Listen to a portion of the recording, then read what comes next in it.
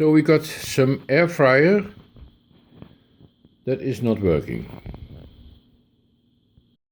Switch it on. Turn it up. I hear something ticking, clock. You can set temperature.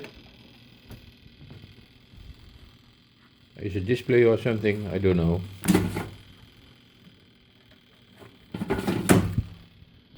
Well, let's investigate. To open the top, I used brute force this way, and then finally it came loose. What we see is this. I don't think it was a good idea because I just broke off all these, some are lying here, but we'll see how to deal with that. I see 1, 2, 3, 4 screws. Put them in box 1. I just wonder what this thing is doing here. I unscrewed the 4 screws, but still nothing, doesn't let it move anyway. I then removed these 2 screws, put them in box 2. I then just pried the knob with this tool.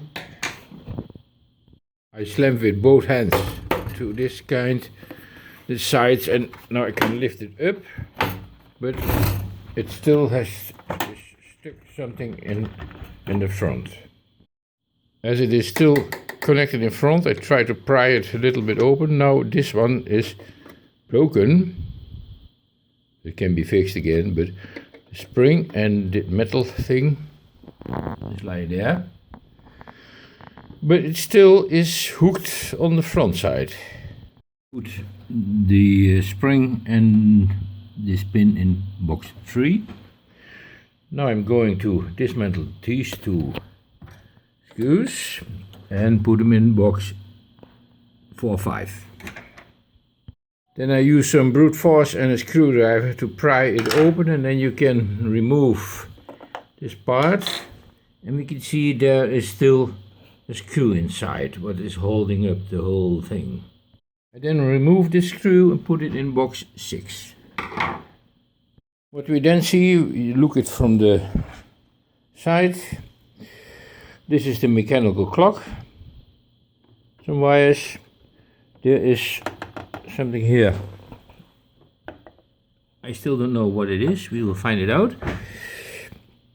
And probably this is the temperature sensor. I'm not sure. The engine. Here's the cap of the only control wires I bind together. This is, I think, coming from the mains.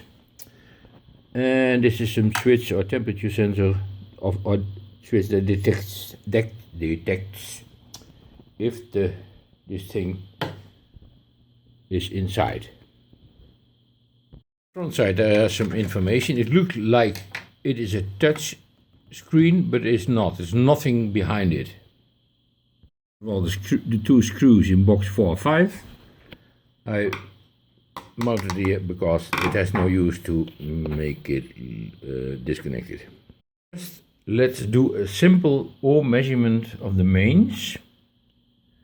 When it's closed or even when it's open, there is no difference. It seems, I'm not sure, as if the entrance of this can is not detected.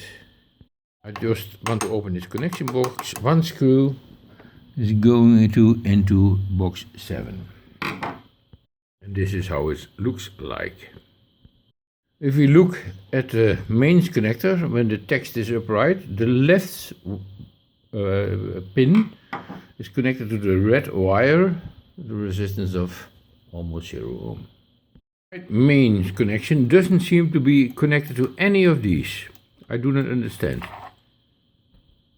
Not sure, but maybe something is wrong between the mains and the inside.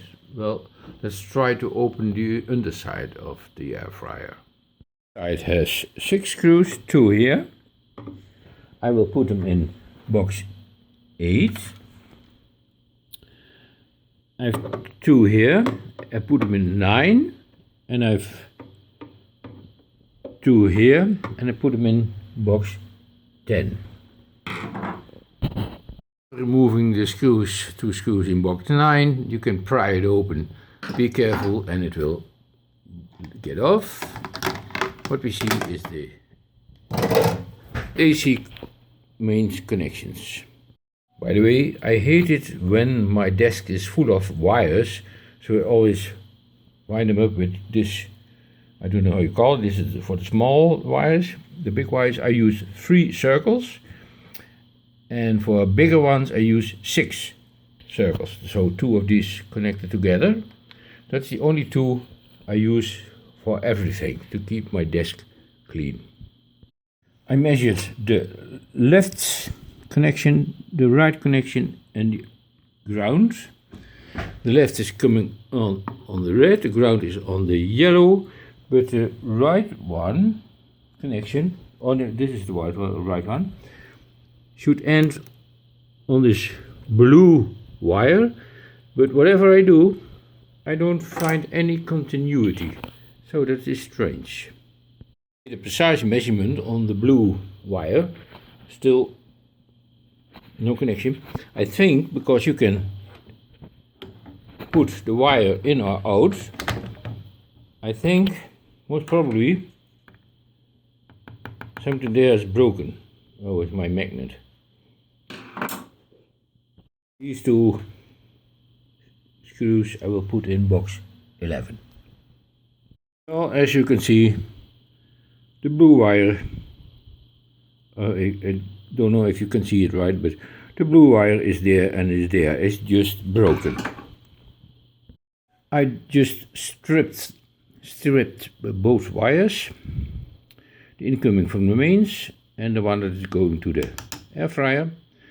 Stripped it with this, I don't know what you call it in Dutch, airfryer. You strip it with this tool and I will connect them together by this thing. This is the final result of this operation. I screwed back the bottom side with the mains connections. Now I will glue the thing I broke with the super glue. So I glued it here. Difficult to see, now you can see it here.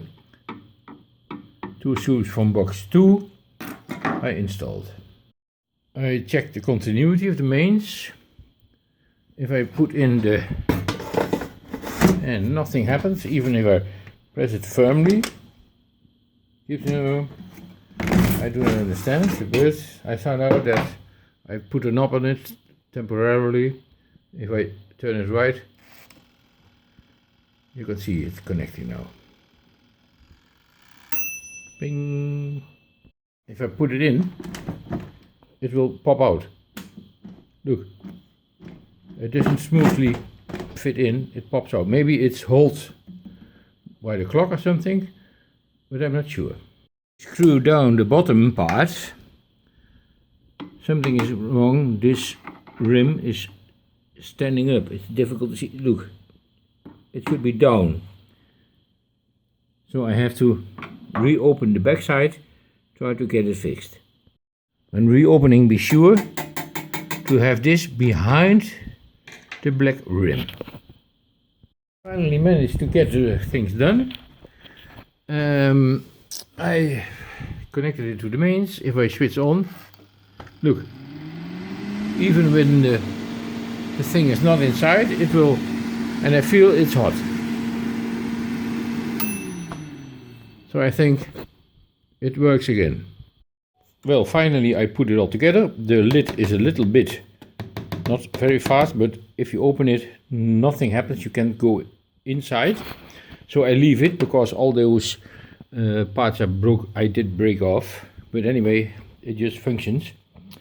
And I will test it out with a schnitzel. Starting it, preheating it. And well, this is the end of this video from the Repair Cafe in Dalfsen in the Netherlands from Henk van Winkoop. Thank you for watching it. Just a small encore The proof of the pudding is in the eating. Look. Oh, it's a little bit blown up, but that doesn't matter. So, enjoy your meal. Thanks for watching.